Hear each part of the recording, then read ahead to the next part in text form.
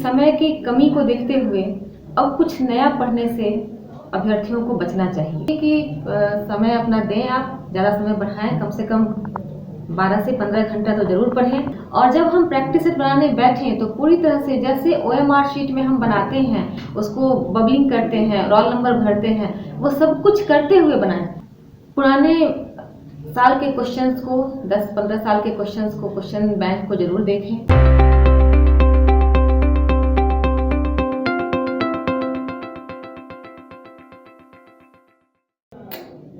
नमस्कार, मैं व्योम, आप देख रहे हैं फाइनल पोस्ट।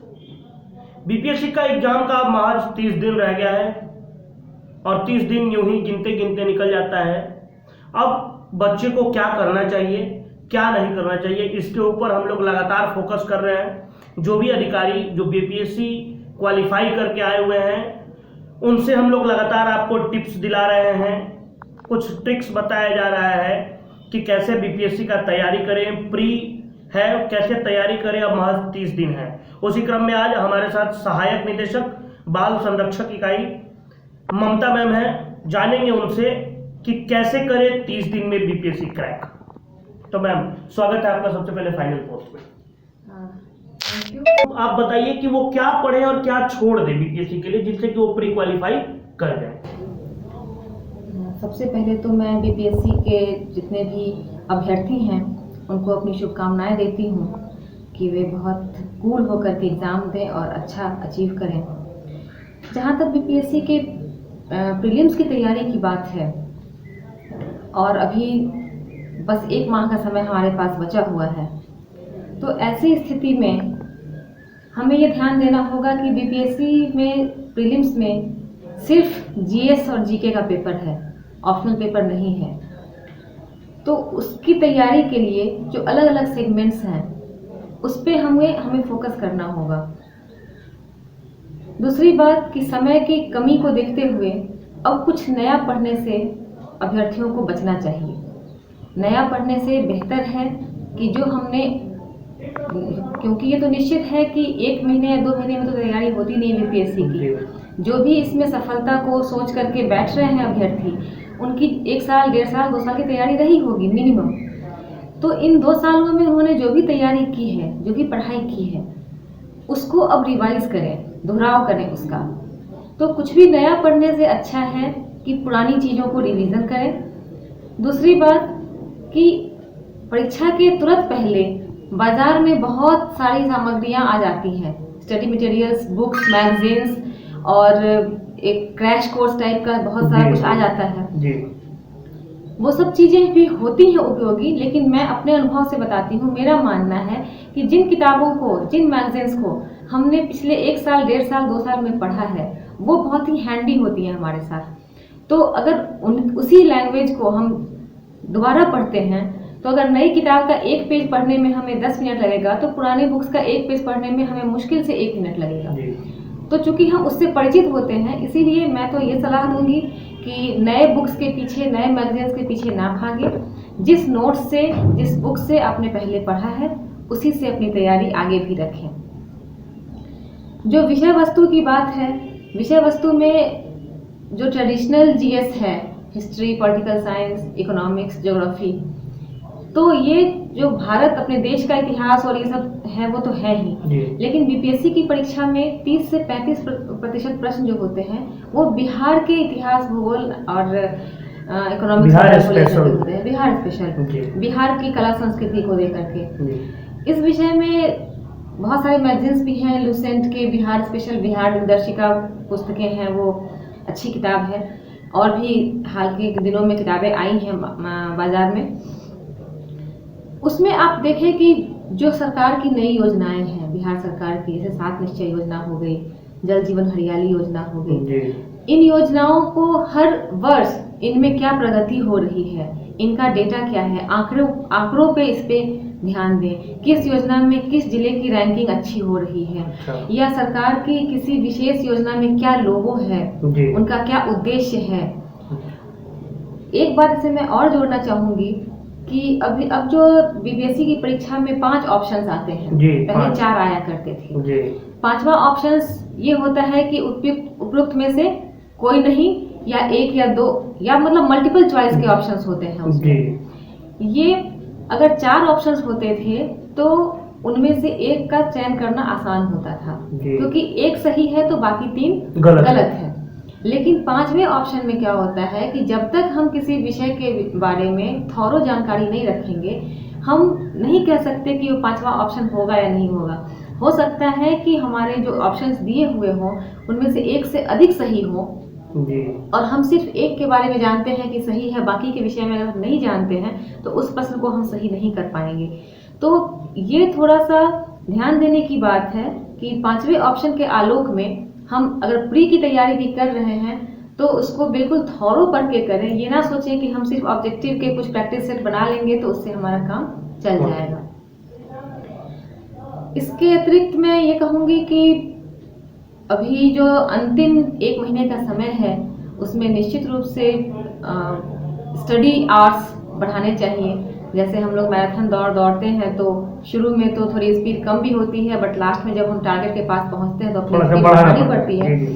तो वैसे ही हमें इसमें भी थोड़ा तो अपना स्टडी आवर्स बढ़ाना पड़ेगा और प्रैक्टिस सेट जरूर बनाएं। प्रैक्टिस सेट बनाने से क्या होता है कि हमें एग्जाम के माहौल का उससे हम रूबरू होते हैं और एग्जाम के टेंस माहौल को झेलने की उसमें काम करने की वो क्षमता विकसित करते हैं। क्योंकि मैम ये जरूरत भी है कि एग्जाम का माहौल बने, नहीं तो फिर लास्ट में जाते जाते एग्जाम के टेम्परामेंट में बहुत बच्चे पढ़े हुए बच्चे भी गड़बड़ हो जाते हैं। बिल्कुल।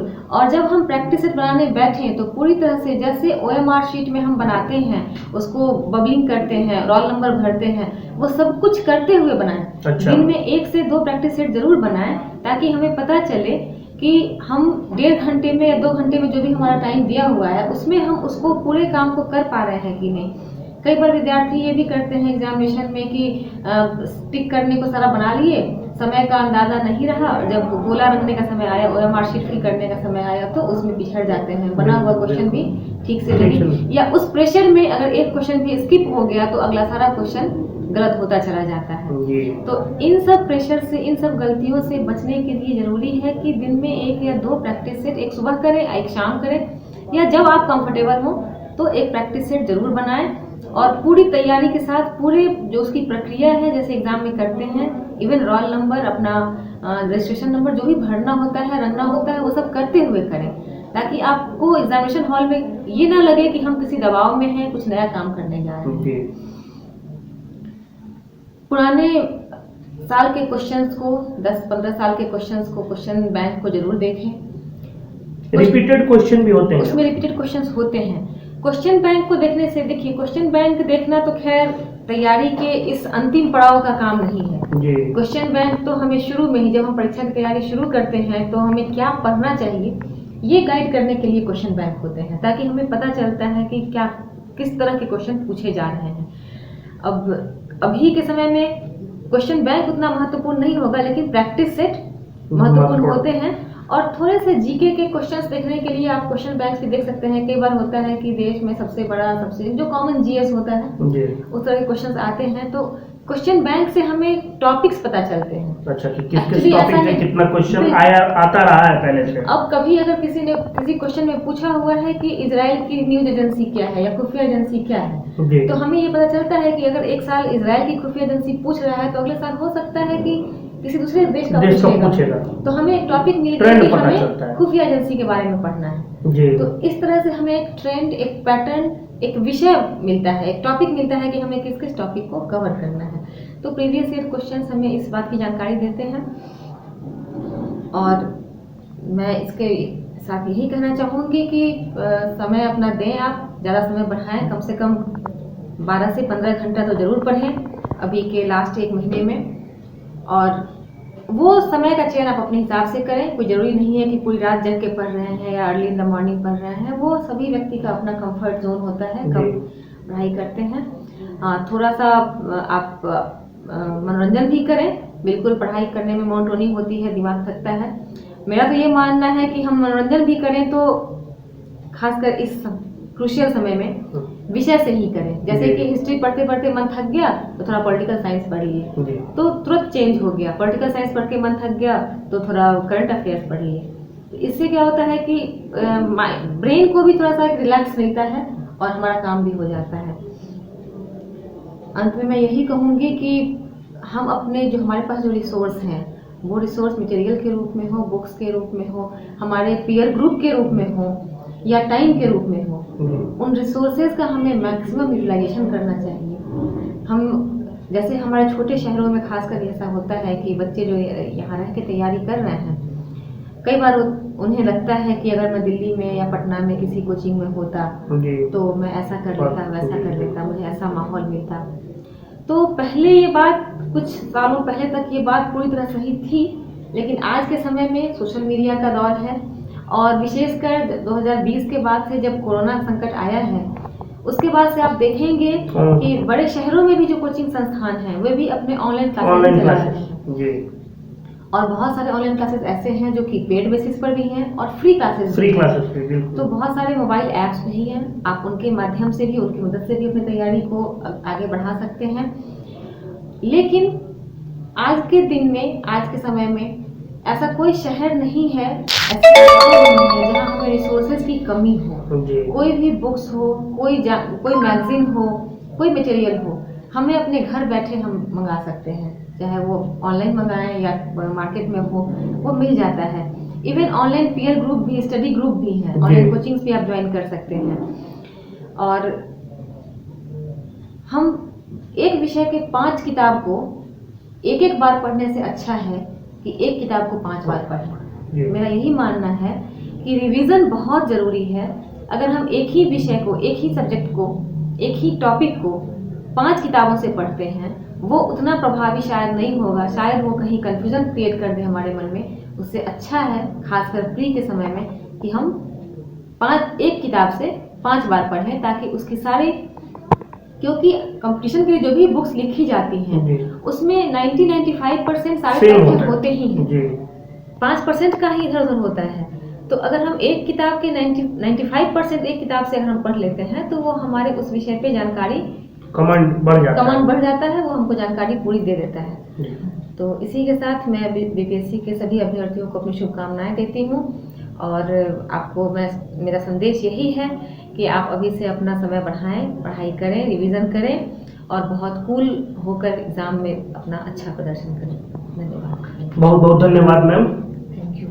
जैसा कि आपने देखा, अभी मैम बता रही थी कि कैसे पढ़ना है और क्या पढ़ना है। उसमें 2 बात निकल के सामने आई कि एक रिवीजन, एक ही चीज को बार बार पढ़ें, एग्जाम इन्वायरमेंट में प्रैक्टिस सेट बनाएं, ज्यादा बुक पढ़ने के चक्कर में ना पड़े, जो पुराना रिसोर्स है, मटेरियल है, उसी को ध्यान दें। तो देखते रहिए फाइनल पोस्ट, आगे भी आपको बताते रहेंगे कि बीपीएससी तैयारी कैसे करें।